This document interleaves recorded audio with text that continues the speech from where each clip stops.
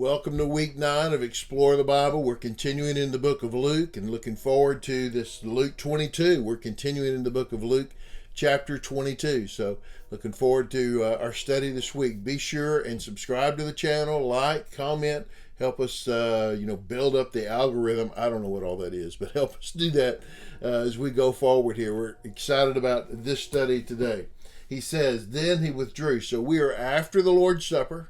Okay, so what happens after the Lord's Supper? Then he withdrew from them about a stone's throw. They go out to the Garden of Gethsemane. He takes his disciples out there. John talks about visits that happen along the way, right? But now they're out there, and it says, then he withdrew from them about a stone's throw, knelt down, and began to pray. Father, if you are willing, take this cup away from me. Nevertheless, not my will, but yours be done. Okay. Luke tells us this, shares with us this intimate story about the prayer life of Jesus, and no doubt Luke doesn't have this, right? I mean, Luke wasn't there at all, but he doesn't have an eyewitness to it. Somehow this story shows up for the church. Somehow the disciples hear this. This story becomes a part of those events that happened that night, and they find out what was happening as Jesus was praying. And we know the disciples didn't see it all. Well, spoiler alert, they were asleep.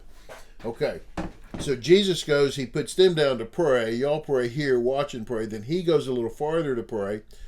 A stone's throw away. I guess that depends on who you are, right? How far that is. And he kneels down and he begins to pray. And look at his prayer. I mean, think about it. We are on, Jesus knows, this is the last night I will walk on the earth in this place as a fully human, fully God, incarnate, non-resurrected being. Okay? He knows what's about to happen. He knows exactly what's in front of him. He knows it absolutely for certain. And so he's to that point where as he goes to spend time with the Lord, now there is something to be said for that, right? We say, hey, don't wait for the crisis to pray, which doesn't mean when the crisis comes, pray. Don't pray.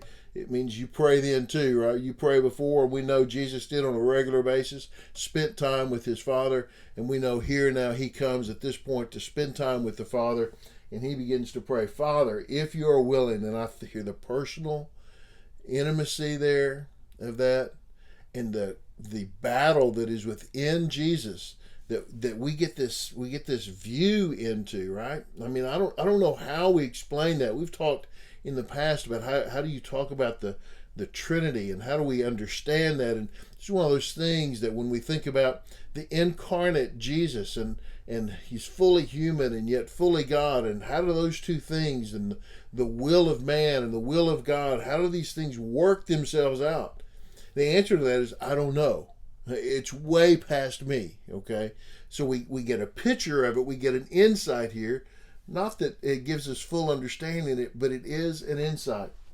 If you are willing, take this cup away from me. Clearly here he's talking about what is about to happen, the cup of wrath that is about to fall. Whose wrath? Not Satan's wrath, God's wrath. God's wrath is about to fall on his son, Jesus. You see, what happens to Jesus, from an earthly perspective, appears to be the wrath of man, right? And some might think it's the wrath of Satan, but it's not. It's God's wrath put out on Jesus, laid on him. God's wrath that I deserve and that you deserve, God's wrath that we all deserve, is poured out on Jesus so that we can experience forgiveness and grace and mercy. That's the cup of wrath that is coming for Jesus. I don't think Jesus would be afraid of man's wrath. He wouldn't be afraid of Satan's wrath. I mean, there would be nothing to fear and nothing to be concerned about and nothing to dread, nothing to think, well, this is going to be a terrible experience. Not at all. He's God. How can man or Satan do anything to him? But when God the Father is going to pour out his wrath on Jesus, take this cup from me. If there's any way, if you're willing, Lord, take this cup from me. Nevertheless, not my will, but yours be done. I think could say this was Jesus' prayer throughout his life, every day, every moment, right? That if there is this battle that takes place between the humanity of Jesus and the deity of Jesus, his humanity is subservient to the deity every day. And we see that here, this expression, not my will but yours be done.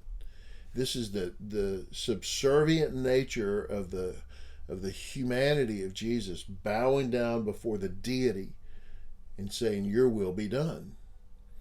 I don't get how this works within him, but we do have this insight, right? We see this is happening.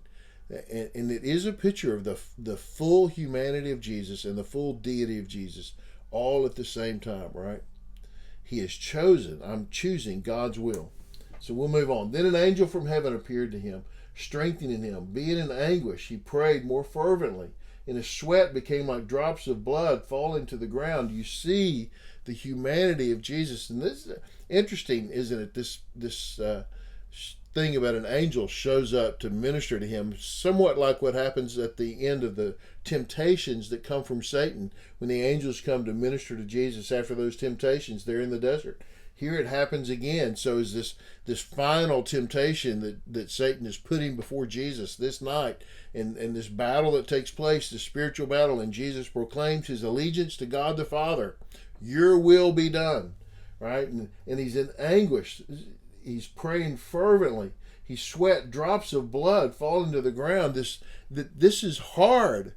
If you can read this and not sense the spiritual battle that's taking place. I mean, what we're looking at here is everything that happened over the years of World War II, all pressed into one moment and one night in the Garden of Gethsemane. All of that is right there. This is the spiritual battle for the ages right here that's taking place. And you see Jesus in anguish. You see him stressed over this. This is a difficult thing, and I don't get it, but it's true, right? When he got up from prayer and he came to the disciples, he found them sleeping, exhausted from their grief, because they know what's happening. Jesus has told them where they're headed, right? Why are you sleeping? He asked them. Get up and pray so that you won't fall into temptation. He needed some friends. He needed somebody to stand with him, to step up with him. What are you sleeping for? Don't you know what's about to happen? Man, this is going to be tough. You need to be prayed up. This is going to be difficult. You need to be ready. You need to be seeking God and have done your spiritual work so that you're ready for what's about to happen, because it's going to be difficult. And if you're not, you're going to fall to this temptation. Well, that's what happens. I mean, it really happens for all of them. At some point, they all fall to this temptation, right? And while he was still speaking, suddenly a mob came, and one of the 12 named Judas was leading them. He came near Jesus to kiss him, but Jesus said to him, Judas, are you betraying the Son of Man with a kiss? He stops Judas and confronts him about what's happening, and even speaks to him about the irony of coming to kiss him, the sign of respect and love and honor. You're going to betray me with that? Isn't what you're doing bad enough already? But then you're going to do that too, try to pretend. And it is Jesus laying it out before Judas. Look, I know you're playing. I know you're playing. This isn't real. I know that. I just want you to know that I know what's going on, right? When those around him saw what was going to happen, they asked, Lord, should we strike with the sword? And then one of them, Peter, struck the high priest's servant and cut off his right ear. Let's go back.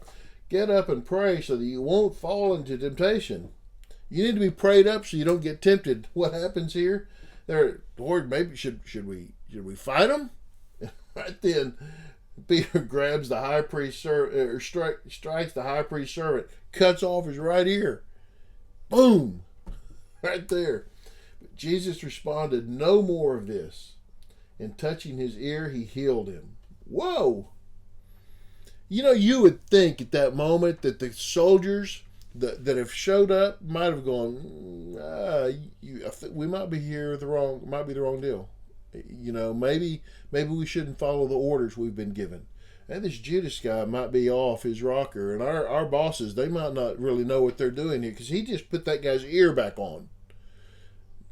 No, they're so set, right? Jesus said to the chief priest, the temple police, and the elders should come from him. You see, they brought their whole crew. They'd come for him. Have you come out with swords and clubs as if I were a criminal every day while I was with you in the temple? You never laid a hand on me.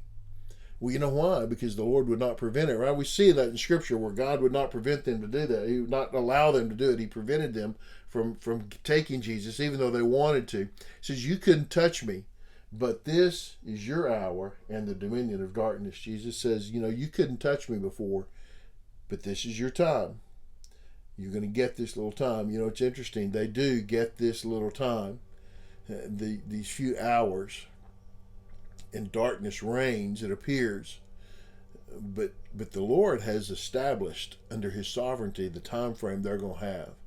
Listen, those who do evil may have their time to do evil, but the Lord, who is sovereign over all, will bring that to an end.